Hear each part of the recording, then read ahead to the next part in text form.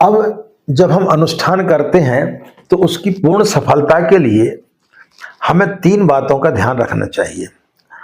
पहला आहार, दूसरा विहार और तीसरा आचरण। इन तीनों का यदि आप ध्यान नहीं रखेंगे तो आपका अनुष्ठान जो है वो उतना ज़्यादा लाभदायक नहीं होगा।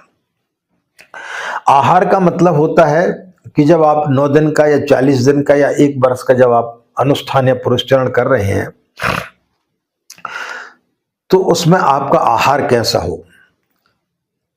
अस्वाद व्रत रखें, पानी अकेला लेकर के आप 9 दिन का उपवास कर रहे हैं या नींबू पानी से कर रहे हैं या एक ही अनाज लेकर के कर रहे हैं या केवल फल फूल लेकर के कर रहे हैं, तो ये सब चीज़ें आपके लिए पहले निर्धारित कर लेना चाहिए कि हमें इन 9 दिनों में क्या क्या तरीके से हमें उपवास करना है। 40 दिन का कर रहे हैं तो उसके आधार पर आप करें। तो आहार मतलब आपका आहार सात्विक होना चाहिए और इस प्रकार का हल्का फुल्का आपका आहार होना चाहिए ताकि आप सही तरीके से साधना कर सकें। दूसरा है विहार।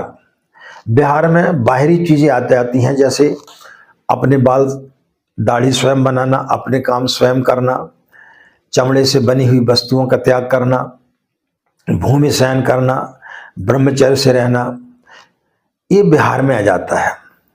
आचरण, साधना काल में व्यक्ति का आचरण ऐसा नहीं होना चाहिए जिससे कि कोई व्यक्ति को दुख हो। क्रोध नहीं करना चाहिए, ईर्ष्या नहीं करना चाहिए, किसी के प्रति कुदृष्टि नहीं रखना चाहिए, कोई इस प्रकार की बातें नहीं करना चाहिए कि जिससे कोई व्यक्ति दुखी हो। ज़्यादा से ज़्यादा हमें मौन रहना चाहिए ताकि हमारे मुंह से कोई इस प्रकार की वाणी न निकले जिससे कि कोई किसी को क्रोध आए या कोई को दुख हो, जिससे कि हमारे अनुष्ठान में कोई व्यवधान उत्पन्न हो। तो ये आचरण में आता है। हमारे आचरण को शुद्ध सात्विक बनाना चाहिए, अच्छे साहित्यों का अध्ययन करना चाहिए, दूषित साहित्यों से दूर रहना चाहिए।